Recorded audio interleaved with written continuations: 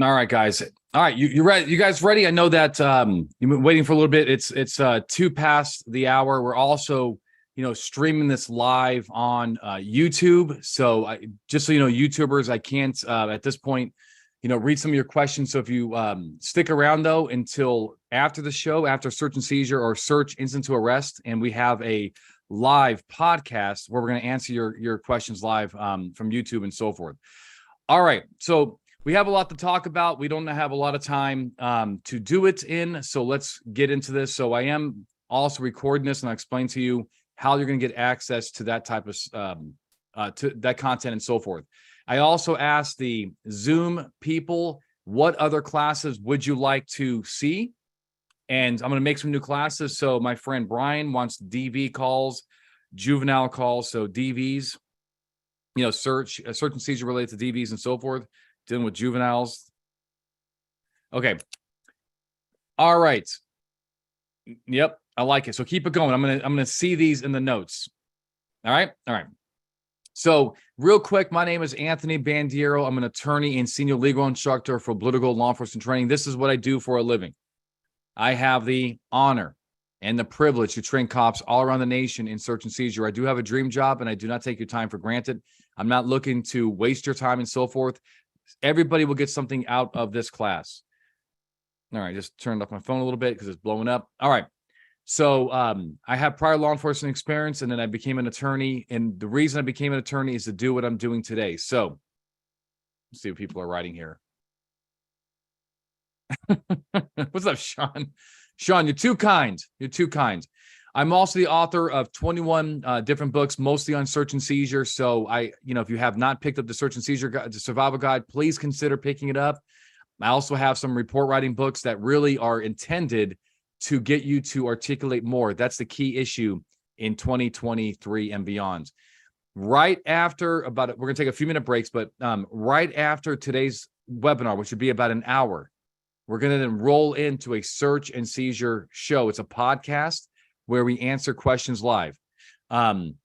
Today we have John Ween, which is an attorney, prior officer in Arizona. He's going to be with me, and we're going to answer some search and seizure questions. So do me a favor. I'm going to be here for about 2 hours, and you don't have to be here for 2 hours if you don't want to, but I sure wouldn't mind if you guys were here.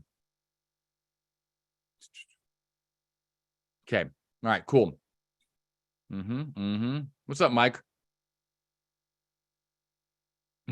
All right. So also do me a favor, please, if you like what I'm doing, if you want to support what I'm doing, A, give me money, or B, go to the YouTube channel and just subscribe. So what do you want to do? Do you want to give me your money so I can buy guns with it? Okay.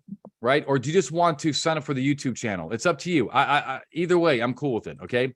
Go to YouTube, go to YouTube, type in Blue to Gold, and we have over 500 videos of me answering your questions. We're going to do trivia at the end of the class. Also, people here will get a certificate. You'll get a recording of this class that you can share with all your friends if you think it was valuable. And if you want the PowerPoint, go to bluetogold.com and go to store and download it for free. Let's see who is here. All right. Whoa. We got some peeps in the house. All right. Very, very cool. We got a lot of great agencies. So number one, let's follow some instructions here. So number one, let's make sure your chat settings say to everybody, type your agency, but don't send it. Okay? But don't send it. All right. Easy now. Don't send it. It's a test. 3, 2, 1, send it. All right. While that is happening, please make sure that you send your agency to everybody. Again, this is search incident to arrest. We have a lot to get into.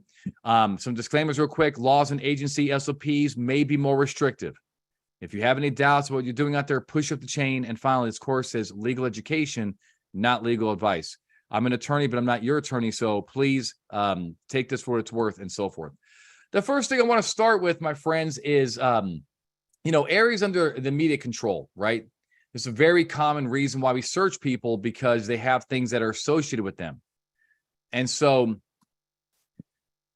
The really seminal case here is a U.S. Supreme Court case called Chimmel. Briefly, what happened is this. And the police officers had probable cause that Chimmel committed a robbery at a jewelry store, and some rare precious coins were stolen and so forth. They go to the Chimmel residence. I think, like, if I remember my facts right, the wife is home and she's like, come on, the cops are like, hey, we're here for your husband, right?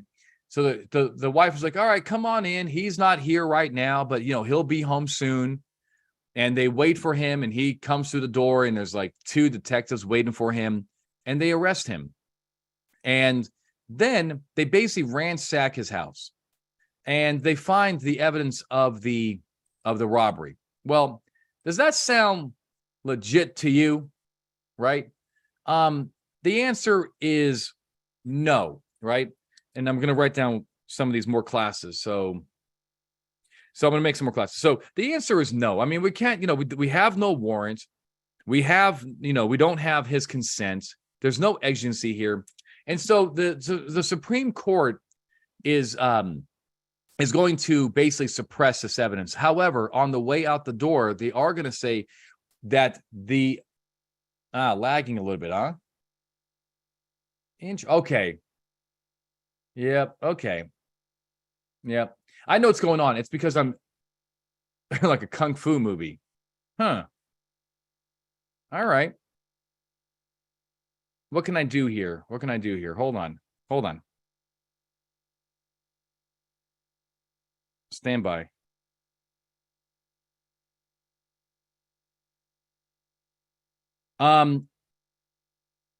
Audio is good, just the video. All right. Hey, Sean, how's it on your end?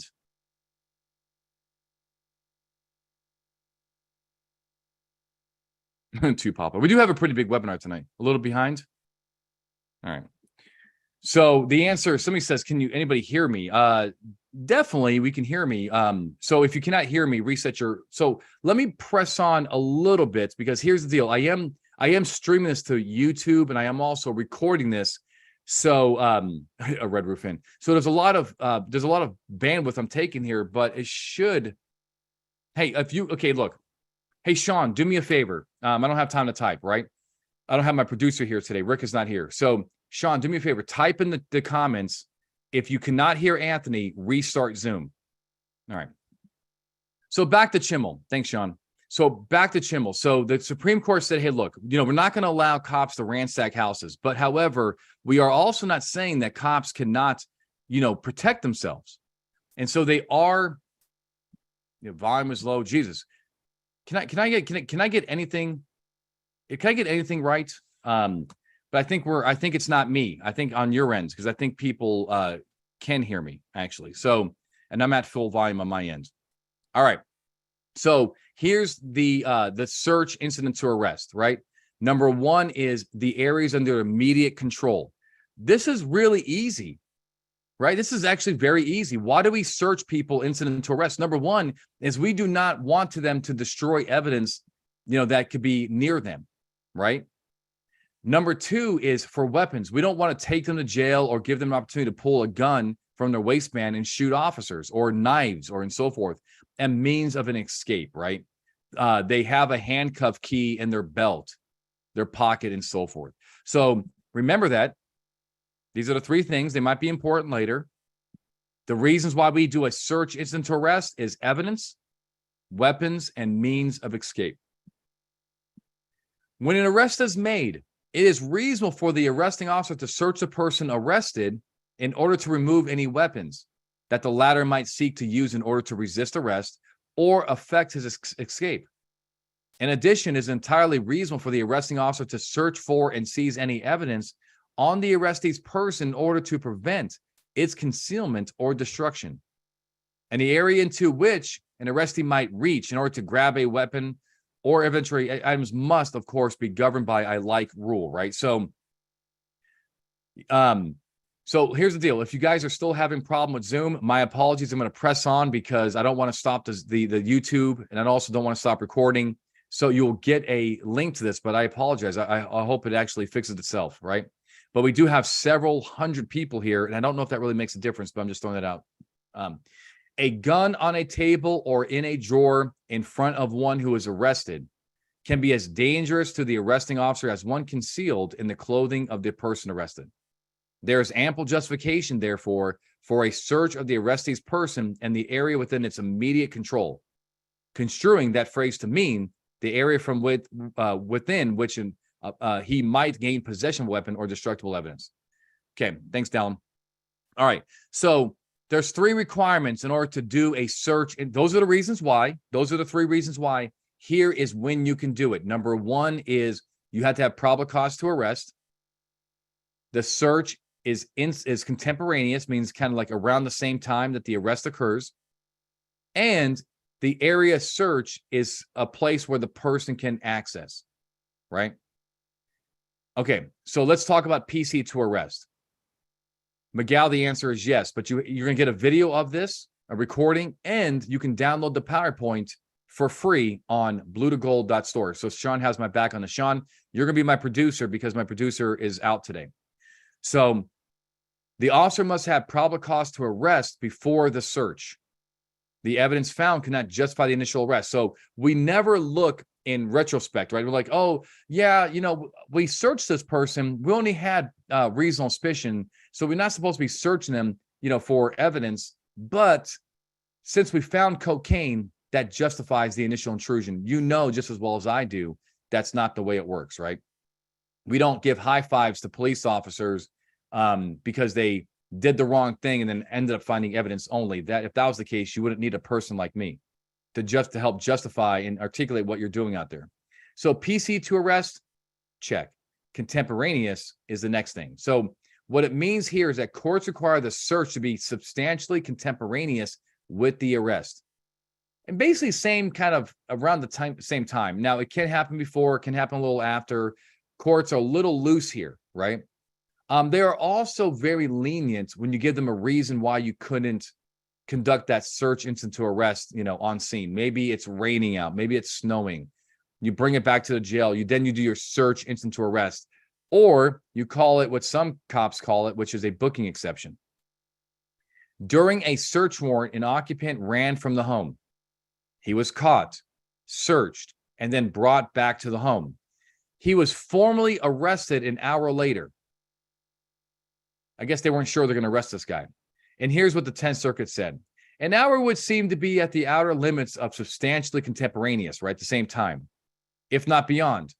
However, the government's argument is an attractive one. The hour delay resulted from the officers pursuing their primary mission, executing the search warrant. To delay the formal announcement of an arrest while that effort is underway strikes us as eminently reasonable. So if generally speaking, if you have a reason, you should be okay. So PC to arrest, check. Contemporaneous, check. The next thing is areas under immediate control. Okay, so let me answer this question real quick. Adrian says, hey, look, maybe you'll hint on us later. Actually, I'm not, but I'm going to put this out there. So if I arrest on a juvenile, handcuffs and all, and place them in the backseat of my patrol car, however, he's not being held for juvenile detention and center. Instead, he's going to be released to his parents. Am I still good to search the vehicle he was arrested out of for arrestable offense? The answer is okay. So I don't know what you arrested this guy for, right? But if you arrested him, I see what you're saying here. You're not taking him to jail, right? So you're not transporting him. So you're looking for an Arizona versus Gantt type of search here. So that is unclear, right? That's unclear. Now, obviously, if you had probable cause, right, that would be the easiest way to solve this issue, right? We all agree that if you have probable cause, we do not need, we don't need, transportation. Right. So what's the offense, by the way? Adrian, what's the offense? Just out of curiosity. I think my answer is going to stay the same, but what's the offense? God, this is actually kind of tough. So, but what's the offense?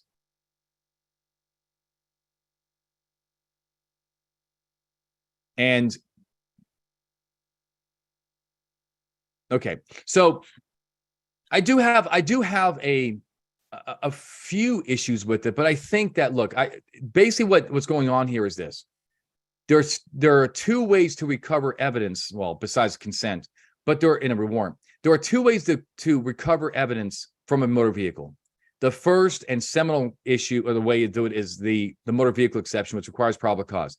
The second way is to, if you have if you have a reason to believe offense-related evidence is inside the vehicle, right?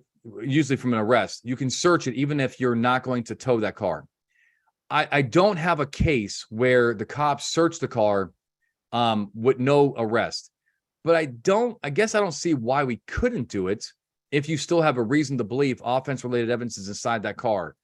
But I think you are making case law, because again, I've not seen that case, but I think it's a compelling one, but I'm not positive. I wish I was more confident on that one, but there is a couple issues that I can see there, because you're not ultimately going to arrest that person, but I don't know why the arrest would be required if you still have a reason to believe the evidence is inside that car. All right. So that's my best answer I can give you. So immediate control. Many courts require the possibility of access during the search. Otherwise, police may want to use the booking inventory exception. So this is something that kind of comes up around the United States more and more. And there's this idea that, hey, look, if you don't have a reason to believe that they can even access these items, like why are you in their car, right? Or I'm sorry, not in their car. Why are you in their backpack usually, and so forth. So let me kind of go through two rationales here. Number one is searching the arrestee's person. There is never, ever an issue in searching the arrestee's person, right?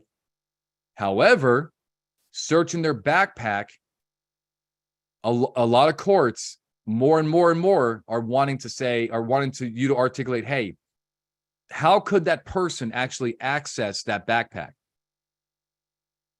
So a drug dealer resisted arrest and tried to grab a gun in his waistband. While handcuffed and on the ground, another officer looked in a nearby entertainment center and found drugs.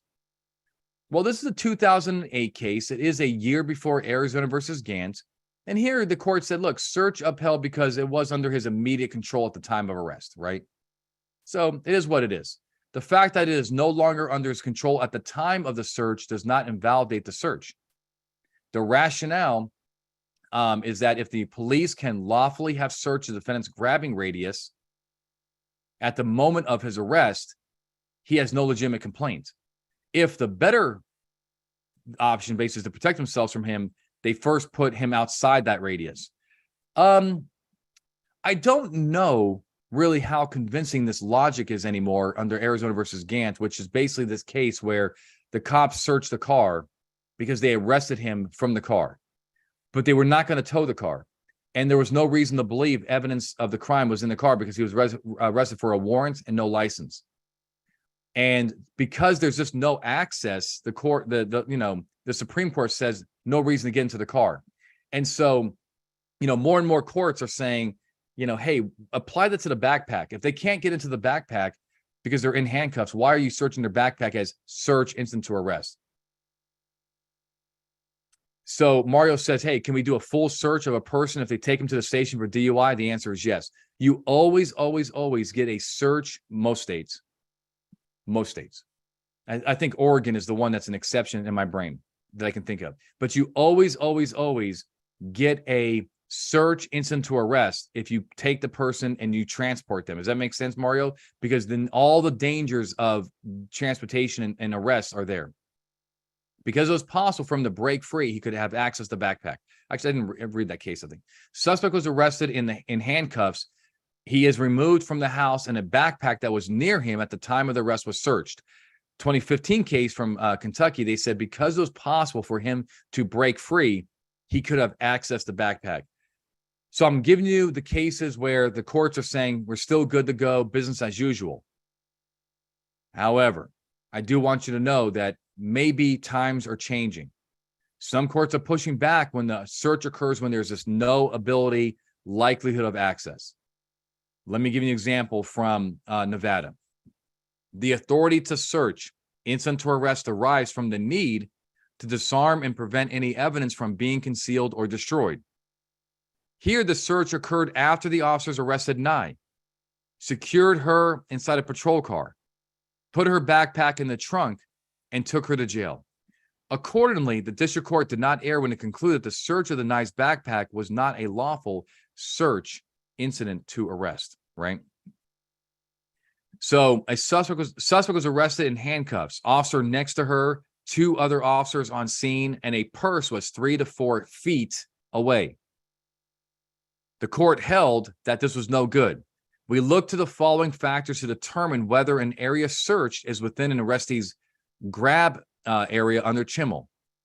Number 1, whether the arrestee is handcuffed, the relative number of arrestees and officers present, the relative positions of the arrestees, officers, and the place to be searched, and the ease or difficulty with which the arrestee could gain access to the search area.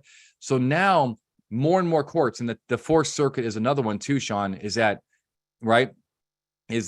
these are things that the courts are considering in this search incident to arrest doctrine, because it was unlikely suspect could access the purse at the time of the search was unlawful. Now, I don't know exactly if the Supreme Court is going to uphold these, these exceptions, right? The Fourth Circuit, the 10th Circuit, Nevada, they seem to me to like bright line rules when it comes to search incident to arrest. Because right now, it seems like a case-by-case analysis. How far was the person? How many people are on scene? Could the person get out of handcuffs? And I look at this quote from Birchfield, and it seems to me that the Supreme Court may have an appetite to just make the rules kind of easy for all of us that don't really want to analyze this every single time on scene. The court said the legality of a search incident to arrest must be judged on the basis of categorical rules. In Robinson, for example, no one claimed that the object of the search, a package of cigarettes, presented any danger to the arresting officer, or was at risk of being destroyed in the time that it would have taken to secure a search warrant. The court nevertheless upheld the constitutionality of the warrantless search of the package, concluding that a categorical rule was needed to give police adequate guidance. Now, Trevor says, but Nye's backpack would be going to jail with her. Can we search for weapons in the backpack because her property is going to jail? The answer is yes, but here is the problem. In the Nye case, the court did not believe a legitimate inventory search was going to be conducted anyway, so they still ultimately suppress the evidence. So what I do when it comes to my officers in Nevada, right? What I teach them, fine. If the backpack is not on their person, no problem, no search, instant to arrest. Take the backpack off them, put them in the back of the black and white, right? Cuff and stuff them. But here's the deal. You're still going to search that backpack on scene. And what are you going to call it? Booking, search, or inventory. Does that make sense? Yeah. Exactly, Charles. Exactly. Charles and Grant, your chats are not being sent to everybody. All right. So the Riley case is also something that's kind of a no-brainer in 2023. It's just the fact that we cannot do a search instant to arrest of cell phones when just because we arrested somebody. So indeed, a cell phone search would typically expose to the government far more than the most exhaustive search of a house. A phone not only contains in digital form many sensitive records previously found in the home, but also contains a broad array of private information never found in a home in any form. However, there are still some situations. So, there are some, cases where the cops can still search the phone under exigency. Imagine you have a kidnapping suspect who kidnapped, a kid, and you don't know who the kid is, and you have their phone. You're probably going to be okay. All right. Protect the sweeps. So this is also part of search instant to arrest. And really, we get a seminal case here is the Bowie, right? Maryland versus Bowie. So we have, again, 3 areas. Number 1, areas under immediate control. That's still areas under immediate control, even though we're going to move into Bowie. Bowie is really about searching rooms. and searching areas beyond the arrest. Chimmel still controls the areas around the person. Does that make sense? So, all right, adjacent areas. You may search in areas adjacent to the arrest. If and you may look in people-sized places. It's automatic. You get it with the arrest. You do not need to justify anything more than a lawful arrest. So basically, what happened in Bowie is they arrest this guy in his house. They then go look for more people because they have a reason to believe that this suspect is associated with dangerous people, and they have a reason to believe that dangerous people could be within the house. They go downstairs. I think it was like in a basement, and as they're looking for people, they look in a washing machine, and I guess people could be in there, and they saw the jumpsuit from the robbery. The Supreme Court upheld it. No warrant was required, and as an incident to the arrest, the officers could, as a precautionary matter and without probable cause or reasonable suspicion, look in closets or other spaces immediately adjoining the place of arrest from which an attack could be launched. So what courts have interpreted this to mean is, if you arrest somebody in their master bedroom, you can look in the bathroom. You can look in the walk-in closet, right? But you can't look into the basement or the room down the hall unless you had something more, right? Suspect was arrested in a hallway. During an arrest, an officer went into an adjacent bedroom and saw plain view evidence.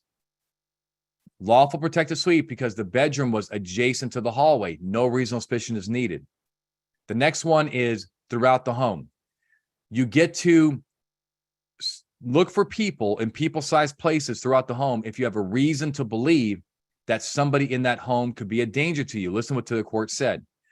There must be articulable facts which would warrant a reasonable, prudent officer in believing that the area to be swept harbors an individual posing a danger.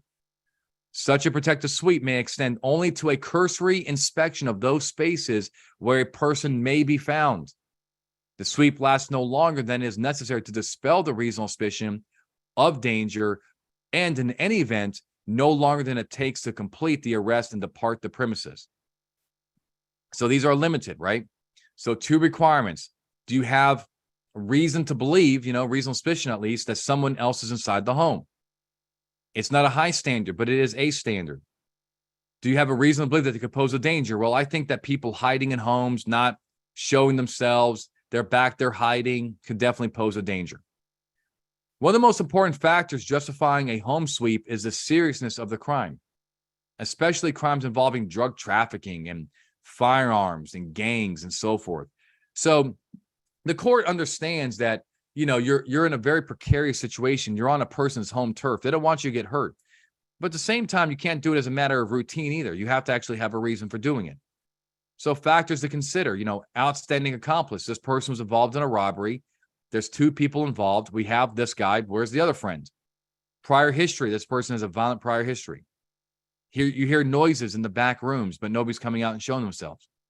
The underlying crime, of course, is it's a murder, sexual assault. It's a drive-by shooting and so forth, a robbery. Violent people hang out with violent people. The occupant's attitude, right? These are all factors the courts will consider that you are in danger. But look, it's not a high standard, but it's a standard. So don't, there was a case out of Nevada where the cop said, hey, I do this as a matter of routine. We're not going to, their attitude was, we're not going to be in a home and not do a protective sweep. And the Nevada Supreme Court did not like that. Parole violator had extensive criminal history, including assault, aggravated kidnapping with a firearm, terroristic threats, gang and cartel involvements, and delayed opening the door. The cops swept for other people in a box under the bed. Search on the bed upheld because a Confederate could fit there. Now, I'm going to tell you that I've seen these cases go both ways. You really have to be credible to court. The court has to believe that a person could fit under the bed. 2 suspects robbed a bank and were arrested outside their home. Police conducted a sweep of the house because they assumed there was a 3rd suspect, but that's assuming someone could be in the house is not a reasonable suspicion. Also, you're going to always have a little bit more criticism when you enter the home from the outside. Now, if they were in the home, You guys with me on this? If they were in the home and made the arrest lawfully inside the home, the cops may have had a little bit more love from the court. But entering a home just to sweep it is always going to be a little bit more criticized. Believing that the suspect hit something in the house before without more does not justify a protective sweep. Remember, it's a search for people, not evidence. So this is basically when sometimes cops will chase somebody, and the person comes, they go into the back bedroom, they come out with their hands up, and the cops arrest them, and they're like, dude, I just think that person threw something in that room back there. They probably tossed evidence. And the cops go back there and they find the evidence of drugs and so forth on the floor. If the courts do not believe that the cops were back there looking for people, and there was not a justification for people, and they're just going back there to look for evidence, that evidence should be suppressed, because you're not allowed to search for evidence, not on these protective sweeps. You would need consent, you need exigency, which you probably don't have, or you need a warrant. And crew, exactly. Arrestee was observed throwing something behind a door before being arrested. He was taken downstairs and police conducted a sweep and found discarded drugs. Okay, this came from Iowa, which means Sean was probably involved. Because the officers provided no justification that someone else inside could pose a danger, sweep unlawful. Remember, you don't ever get to sweep a person's house for evidence. You sweep it for people that can be a danger to you. All right, let's move into following the suspect around. So here's a situation where you arrest a suspect outside, inside, whatever. And they're like, hey, can I grab my shoes? Right? I like that. Can I, whoa. Adrian, whoa, I thought I read this. What do you mean by the plus rule? What does that mean? Does that mean that you always assume that there's always a plus one? Okay, so you go to court, you arrest me in my house, you say, Your Honor, where there's one suspect, there's two suspects. Is that what you're saying, Adrian?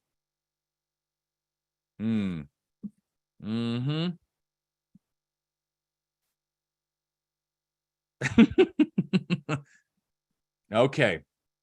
Yeah, you when you joke in the house of search and seizure, you get the wrath. You know what I'm saying? Yes, you're sorry. Yeah. All right. So all right, it's good times, Adrian. All right. So if the person is going to like grab shoes, grab medicines, grab coats, whatever, you get to follow them around. It's the way you get to, what the courts will say, you get to go shoulder to shoulder with the person. Here, the officer had placed the suspect under lawful arrest and therefore was authorized to accompany him to his room for the purpose of obtaining identification. The officer had a right to remain literally at the suspect's elbow at all times. Nothing in the Fourth Amendment is to the contrary. So, Sean, are we still lagging on your end too? Oh, man. Okay. All right. Okay. Hey, Sean, check out YouTube. Check out YouTube. Tell me if it's lagging there too. Okay. All right. We're almost done here too. And by the way, we'll be ending the recording very soon here. So minor offenses, right? We do know that the seriousness of the offense is irrelevant for search instant to arrest purposes.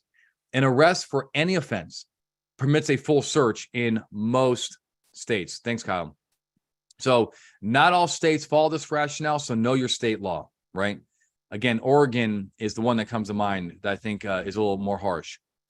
Police arrested a driver for no license and searched his crumpled cigarette packet and found drugs.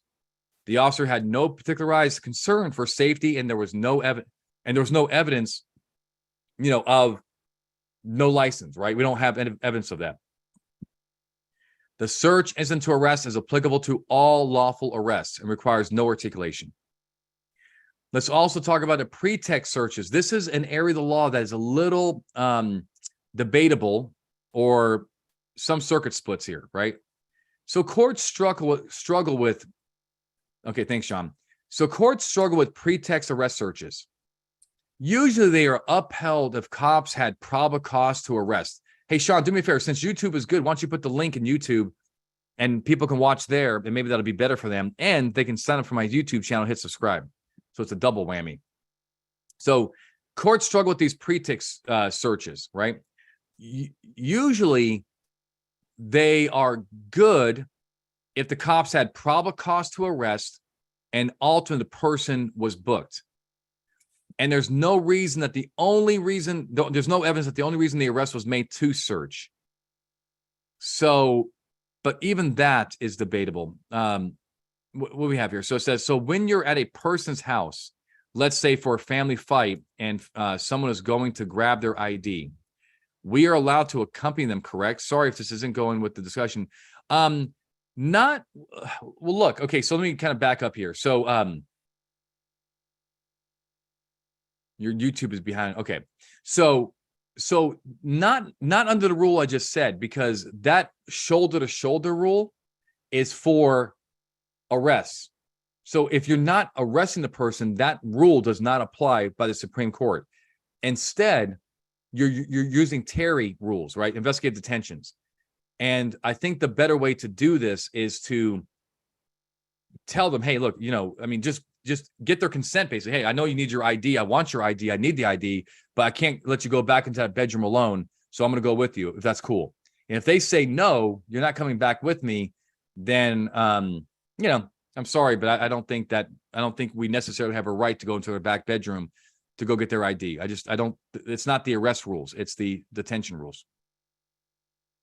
Now, still, I do not, look, this is my belief here, and this is what I'm going to teach you. Don't arrest somebody, search for evidence, and then unarrest them because no evidence was found. I think that this is unconstitutional, right? You're welcome, Dallin. I think this is unconstitutional.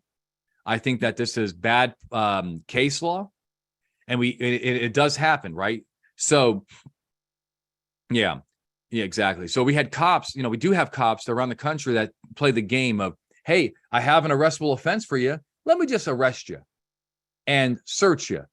And if I find nothing, I'm going to kick you loose. No, right? This was happening a lot during COVID. Cops would be like, because they weren't arresting people for minor offenses, but they would still search them because they could have arrested them legally, I guess, but the jail wouldn't take them. But if they found drugs, the jail would take them. So they would search them for drugs. If they found the drugs, they would then book them in. And they called me on that. And I was like, no, absolutely. That's not legit. Police stopped a pedestrian for open container, in my view, for open container intended to issue a summons. Still, the officer searched him and found a gun. Well, this is the Second Circuit, which includes New York, and they hate guns. So I think, I'm just telling you, when I read these cases, I think one of the reasons they upheld this is they didn't want to lose that gun. So they said, since he had PC and he could have made the arrest, we're going to uphold it. I don't like it. Since the defendant was ultimately booked, the search was upheld. I don't like it. I think it was a tainted arrest and tainted search, but that's just me. Now, however, if you testified you had definitely no intent to arrest, changed your mind because of what you found, courts will probably hold the search isn't to arrest. This is where the cops are like, spilling the beans a little bit. And of course, you got to be honest 24/7. But I'm just telling you, like, if it's more clear what's kind of going on here, the courts may harp on it. We also have a case from 1932 where the court said an arrest may not be used as a pretext to search for evidence. So this is why we don't like cops playing the game of, I'm going to arrest you, I'm going to search you, and if I don't find anything, I'm going to release you. Because even the Supreme Court said a long time ago, like, we shouldn't be contaminating these search incident to arrest type deals, right? Officer had probable cause to arrest, but instead issued a citation. However, as he's kind of going to be released, what does the cop do? He conducts a search incident to arrest because he could have arrested him under Iowa law. Since the search was conducted as a matter of routine and not for arrest purposes, evidence suppressed. What about you arrest a person, conduct a search incident to arrest, during the arrest you find contraband, and then release them with a citation? Well, I guess the question is why are you searching the person? Why are you doing a search instant to arrest to begin with? It sounds like this case. It sounds like a Knowles issue, because many people in Knowles were searched. This guy Knowles was searched, but in many cases, many people in Iowa were searched and never arrested because no evidence was found. Does that make sense? It's Knowles that got arrested because the cop got lucky and found the drugs. So no good. Officer stopped motorist and had PC to arrest for DUI. After removing the driver, he conducted a search which revealed an illegal knife. The court is saying, look, you went a little too fast here, right? But let's kind of look here. The judge says, at that point, were you going to arrest him? No. You weren't? No. So it's only because you ultimately found the switchblade that you arrested him. Yes, ma'am. Since the officer did not intend to arrest at the time of the search, no search instant to arrest exception. To me, that is a good holding, right? We don't want to we do not want to, reward cops for doing bad searches. However, at the same time, most courts would find the search lawful because ultimately what happened? He got arrested. He was booked. So many courts are like, look, we're not going to look at subjective intent. We don't care. As long as the person was taken to jail and at the time of the search, the cop had probable cause to arrest, we don't care what the intent was.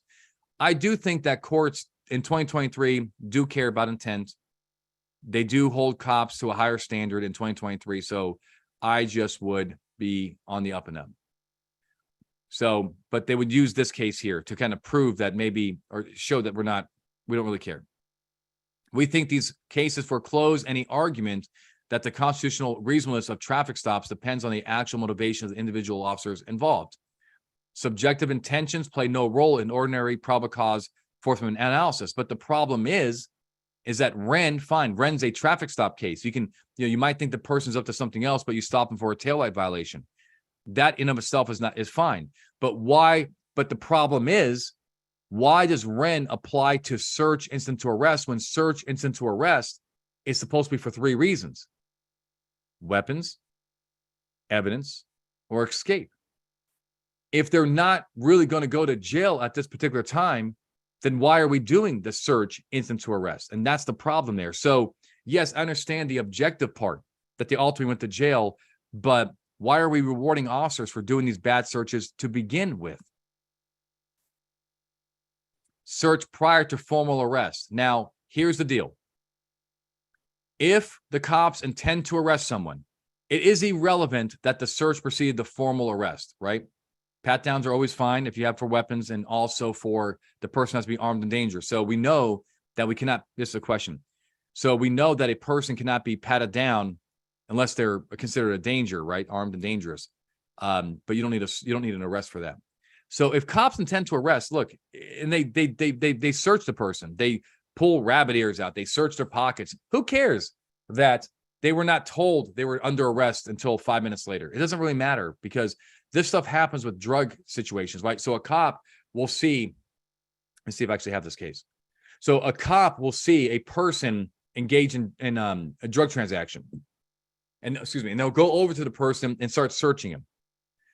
They'll find the drugs, and then they're like, "Hey, you're under arrest." And the guy says, "Well, why'd you search me then if I wasn't under arrest, 5 minutes ago?" And the courts will just say, "Look, it doesn't really matter, right? The cops were going to arrest this person. They had the probable cause. Who cares if the words did not come out first?" So, Anthony, would probably be better authority to answer that. Let's see. What am I answering here? So why not ask for permission to search them and get consent versus pat down? What limits you? Never made sense to not just ask for permission. The only thing that can backfire on this, Nick, is this. I do like consent to search people.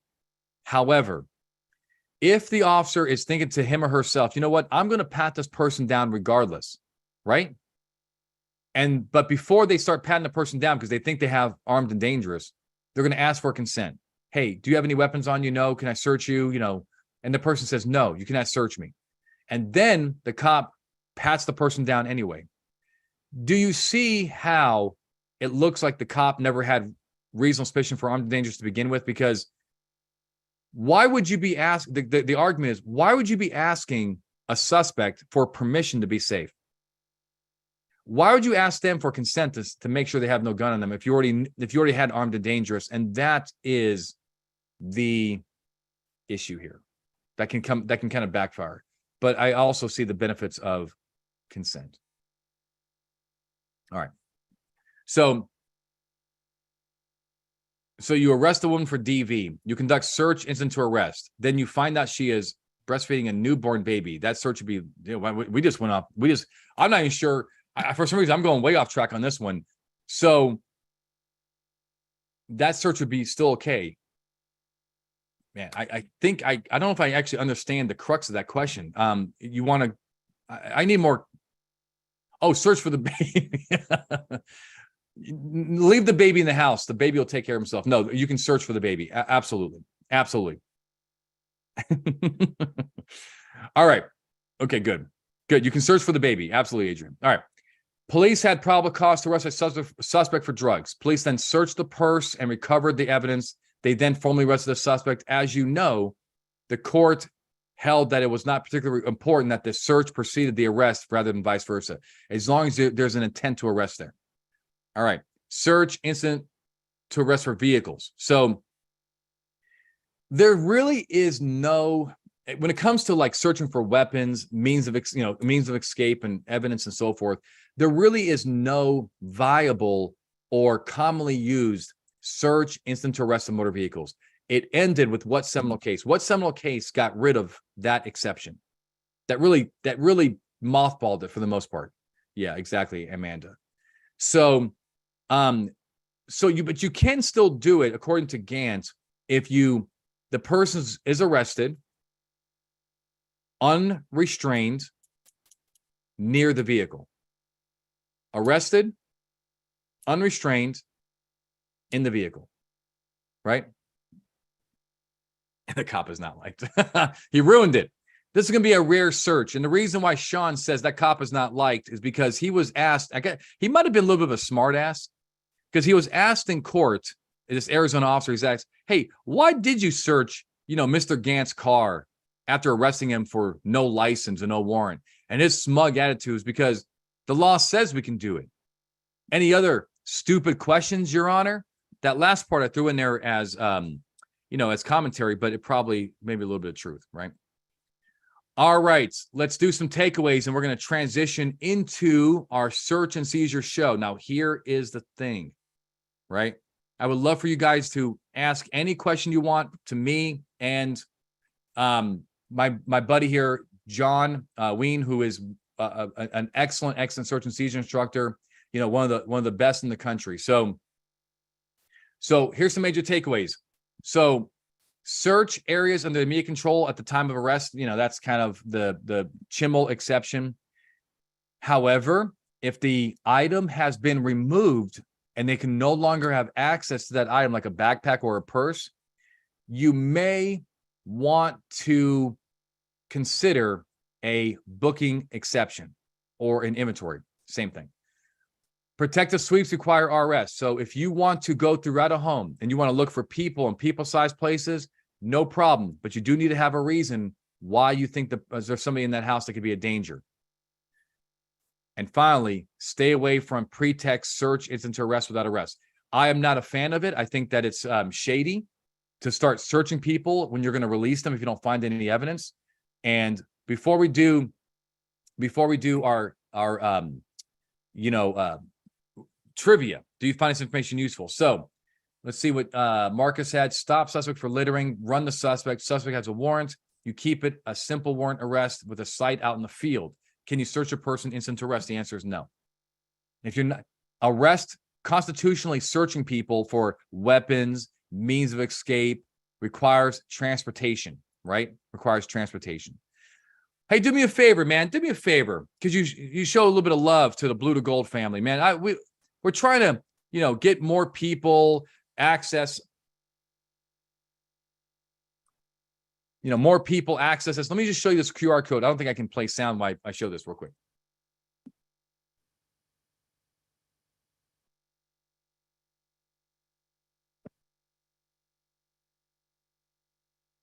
All right. Let's do some trivia. All right. So here's the deal. Here are the trivia rules. Number one. Hold on. Adrian says, my sergeant claims that if it's a warrant after indictment, you can search for the fruits of the crime that led to the indictment. Absolutely not. Absolutely not, in my opinion. And if I'm wrong, I'll eat it. But where's that case law? Where is that case law? Where's that case law that a person gets indicted for whatever, and we see them, and even though they're not getting arrested, hey, come here, I'm going to search you for the evidence that you got indicted on. No, that is absolutely false. That's absolutely false. Go to the Supreme Court with that argument and see how that works out. How do we even justify that? To me, that's completely frivolous. I'm sorry, but I'm not digging it. So tell your sergeant to call me. I'm gonna give you my phone number. Have him call me tonight. Okay, Adrian? Tonight. All right. So, all right. So your answers must be in one reply. Okay? One reply. So if you separate your answers out, I can't read them all. Right? Okay. The chat must be sent to everybody. I shrug too. Wait for the timer before sending your answer.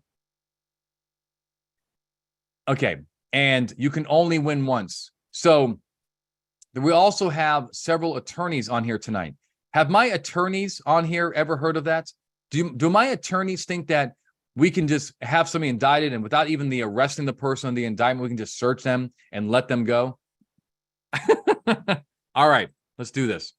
So remember, do not send your answer. Thanks, Vic.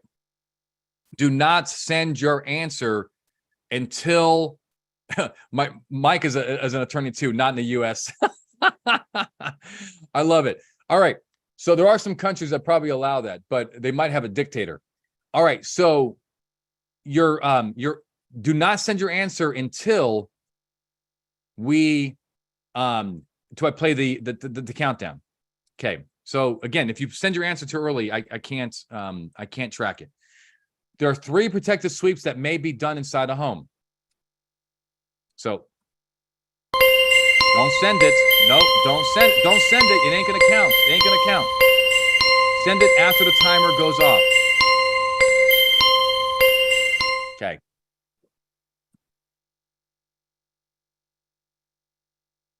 Mm-hmm.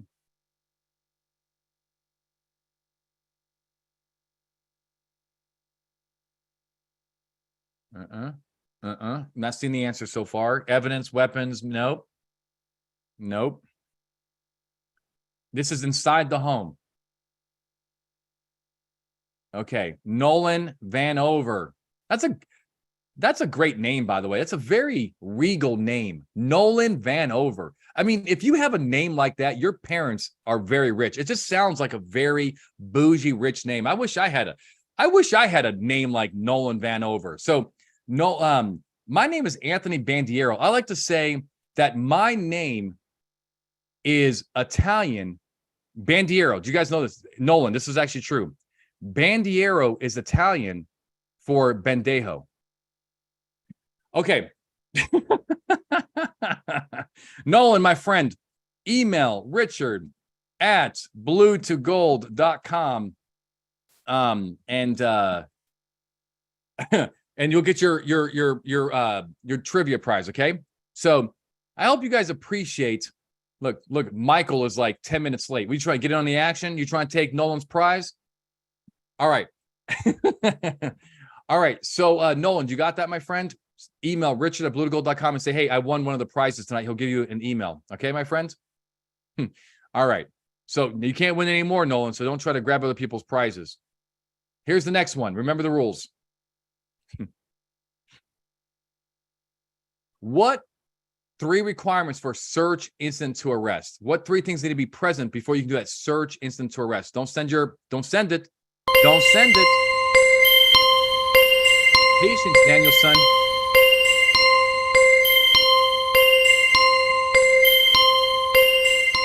Okay, starts with Nathan. Let me see what Nathan said. Mm-hmm. So, okay, looks like Nathan got it. Nathan was the first person that sent it after right? Wait. Oh, yeah. Okay, yeah. Yes. Nathan, you got it. Okay, Nathan, email. Hey, Sean. Oh, actually, I'll do it.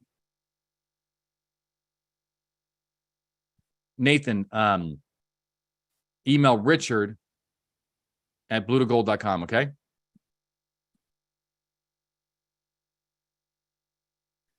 Okay. Thanks, Sean. All right. The last question of the day, and then hey, here's the deal. We're going to take a 5-minute break or so, maybe 5 or 10 minutes at the most. Thomas, I looked over and I saw that Nathan got it first because I looked at the timer, and then once the timer ended, I looked at it and I saw Nathan got it. Did I mess up on that, Tom? Did I mess up? Maybe Sean, did I mess up? What do you think, Sean? No, see, actually, it's rigged. Okay, tied. Fine. Tom, hey, but let me ask you a question. Have you won before? Tom, have you won before? Not today. Tom, you have won before, my friends. You right? Come on. We're already, it's a lost leader over here. Twice. Tom, I love you. But we've spent hundreds of dollars on you already. I love the whole lost leader thing. Now, remember, though, you got to remember that you guys are on a delay. So what I see and what you see may be two different things, but I'm sorry, but that's all right, Tom. All right. Mutual feelings mutual. Our last one for the day. 3 reasons why we search a person incident to arrest. 3 reasons why. Do not send your question. And I have to go with what I see here. So I'm looking at the timer. Okay. I look at the timer and then I do the look.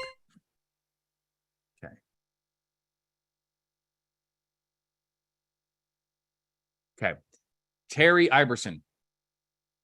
So, weapons, evidence, means of escape. That's exactly right.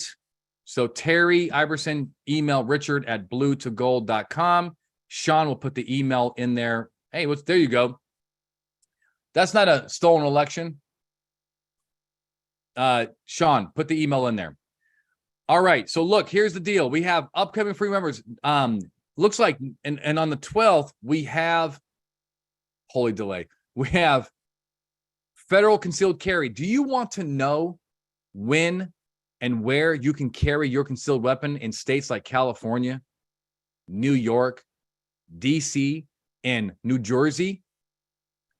Join me on July 12th. I will give you an expert class on concealed carry for my cops, current cops, retired cops, corrections officers, prosecutors, and so forth. Then on July 20th, we'll talk about tents and homeless, homeless issues and, constitutional issues. We'll talk about crash investigations. Sean, do me a favor. Why would you want to go there? Hey, Sean, do me a favor. Can you put in the link for just the general free webinars from the Blue to Gold website? I can't access that stuff from here. Thank you, Sean. So hold on. So this will be a link and you can sign up as many of you as you want. So crash investigations on the August 2nd. No problem, Shane. And then CIs and search warrants. All right. So look, we're going to be back in a few minutes. So we're going to be back at 7:10. Daniel, no, we do not have a phone app, but we are working on it. And we're going to have an app in the App Store.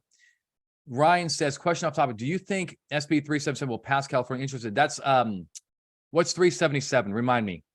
I know that's not the one about the consent searches. What's that one?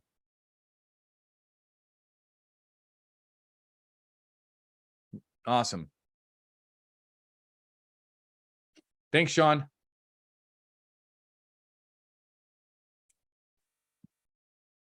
I forget what's 377. Which one is that?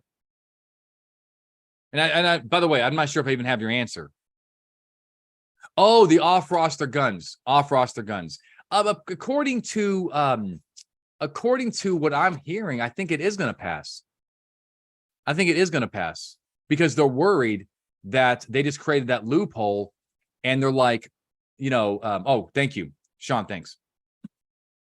Hold on. Hey, so for the people that watched online, I hope you enjoyed the the class here today. Please sign up for a live webinar in the future. That way you get a certificate and so forth. Until next time, my friends, stay safe.